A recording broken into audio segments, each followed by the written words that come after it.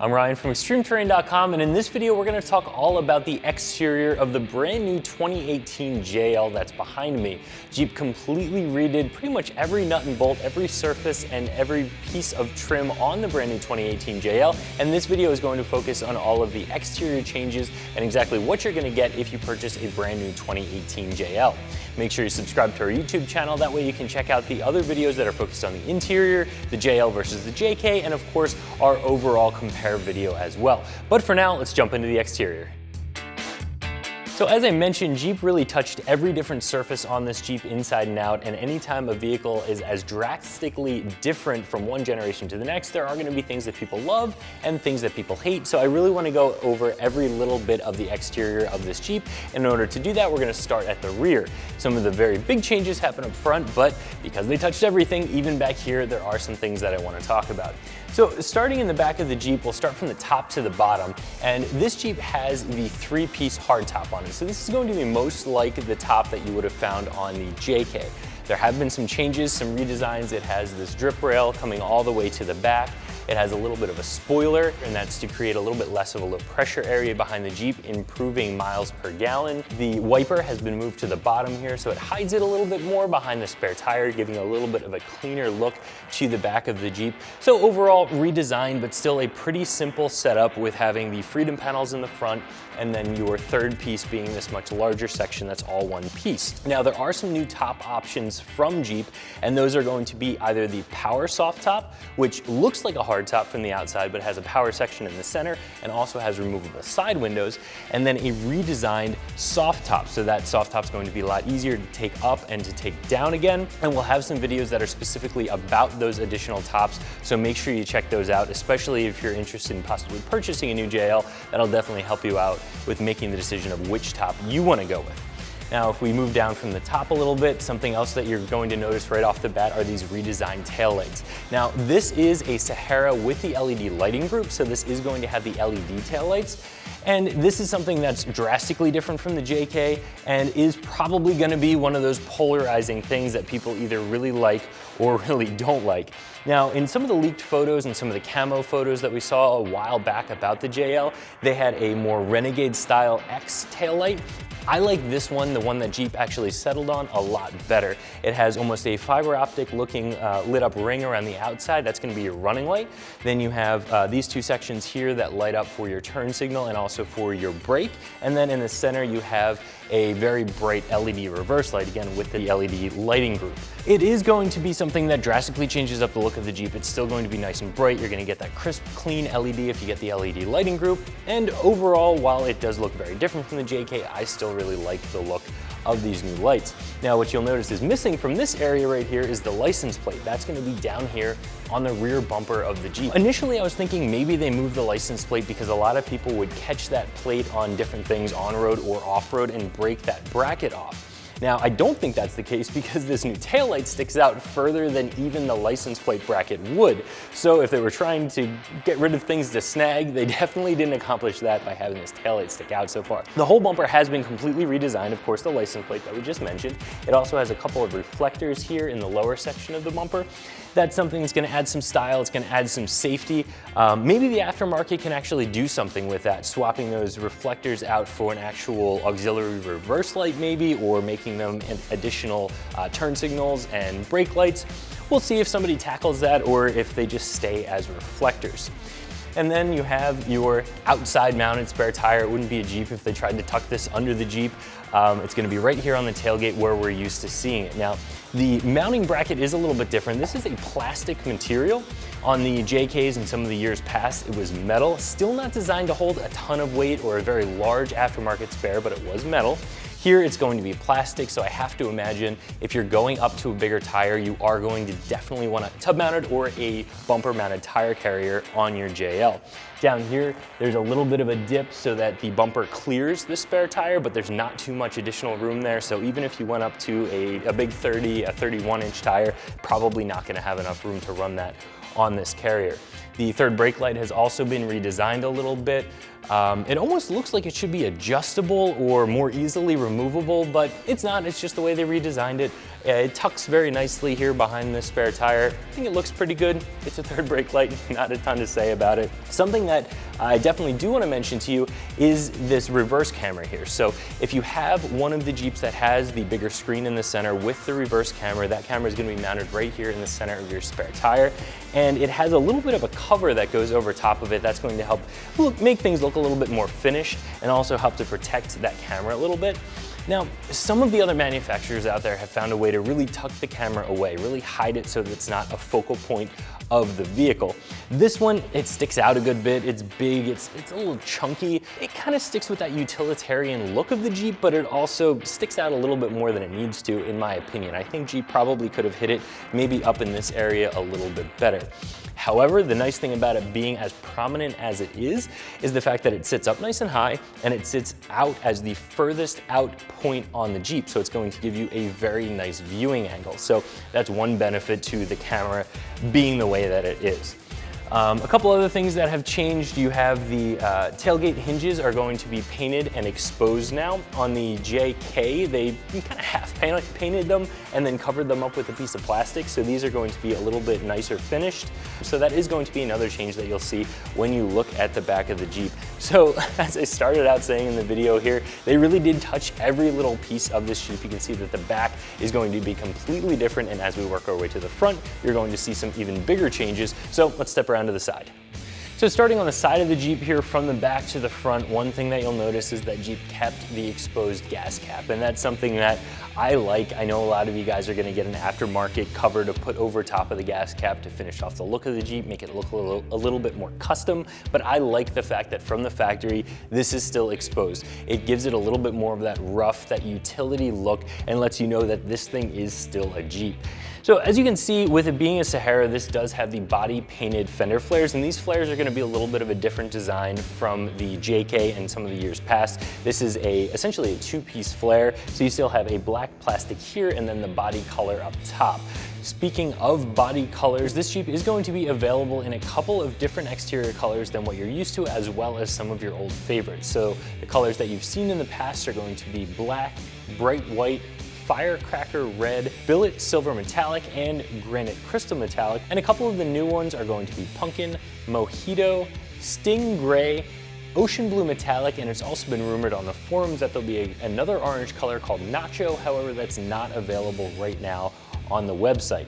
Those new colors are also going to be only available for late availability, so you'll have to wait a little bit if you want one of those. As we work our way onto the side of the Jeep, all of the handles have been completely redesigned. So what you get from this handle is, instead of a big button here, you get something where the whole handle pulls out. This is something that really changes up the look of the side of the Jeep and makes it look a little bit smoother, a little bit more finished as well. And what you can get on the Sahara that we don't have on our option is going to be a keyless entry option. So you have that key fob in your pocket.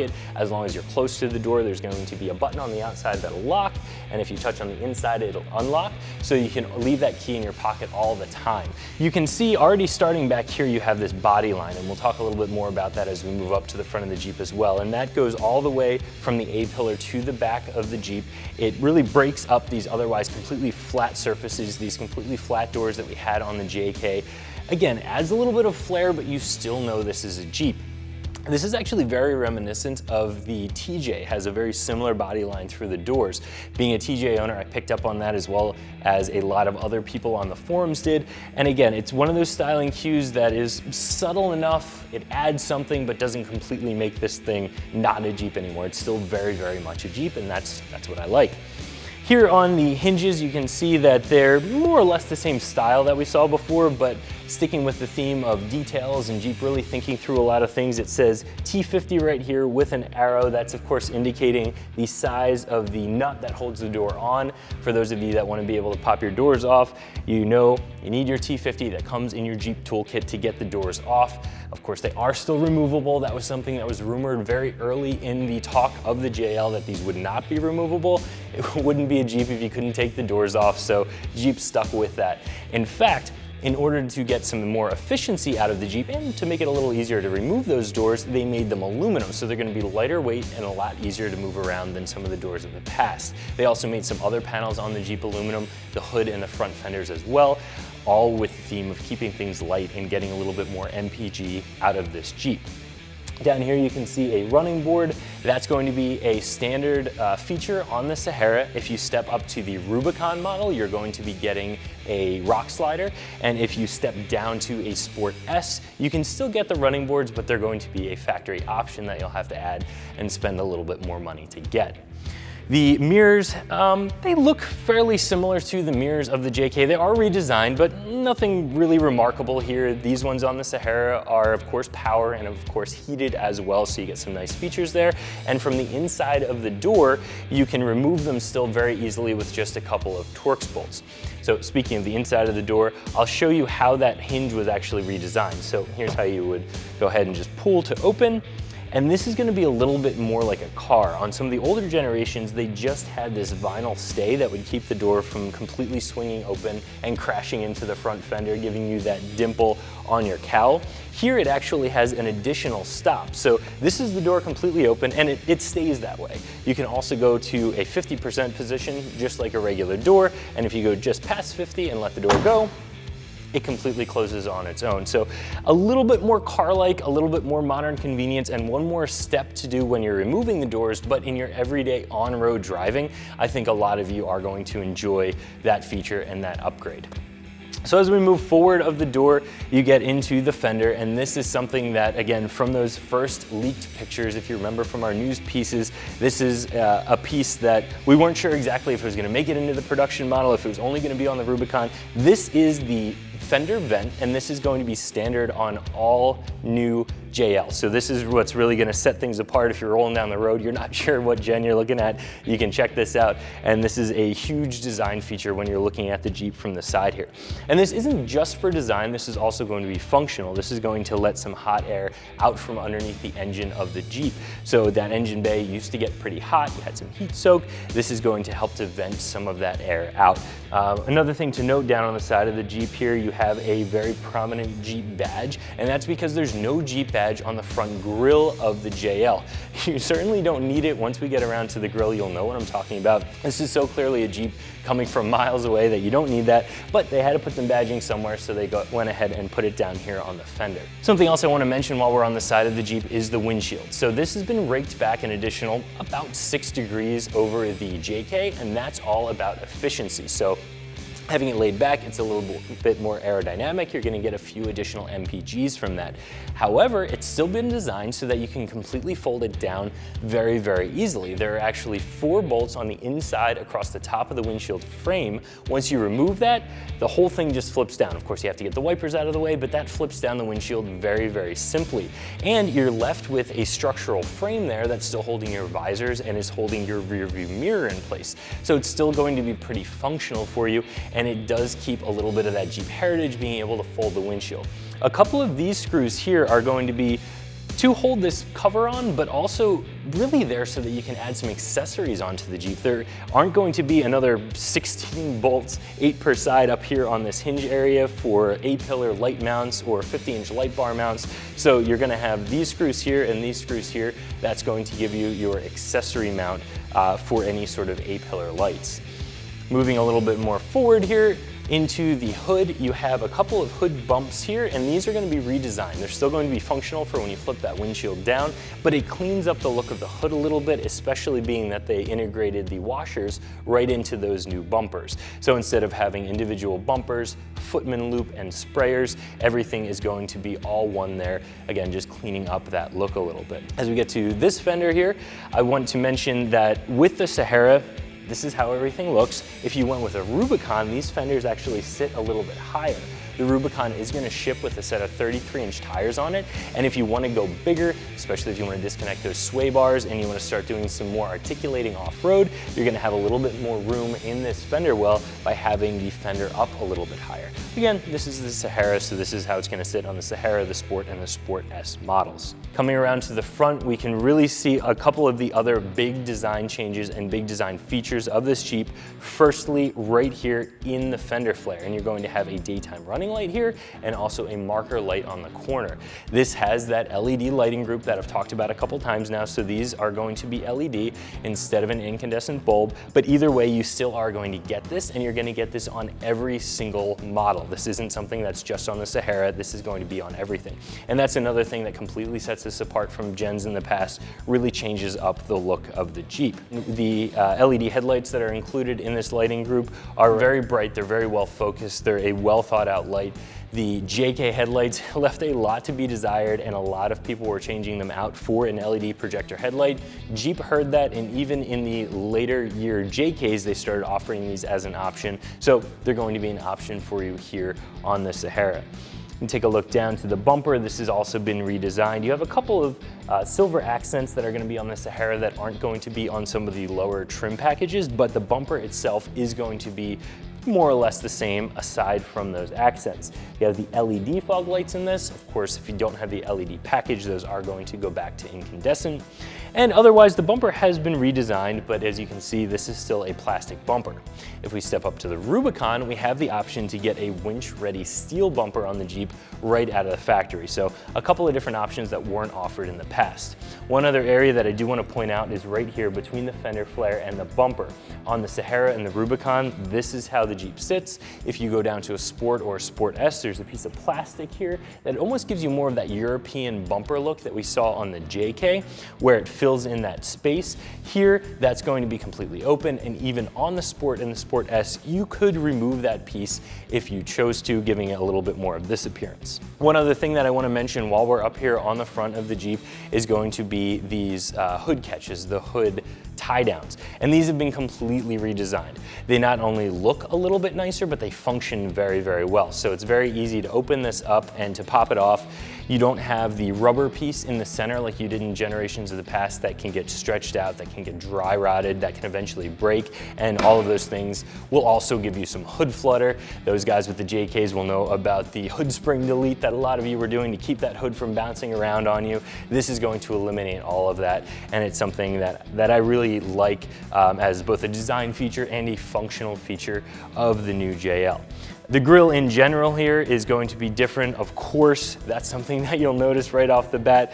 No Jeep badge here. The headlights protrude into the first and the last slot here, giving it a little bit more of a CJ look. So that is going to be a little bit of a throwback to some of the older Jeeps and just giving the front of the Jeep a very different look.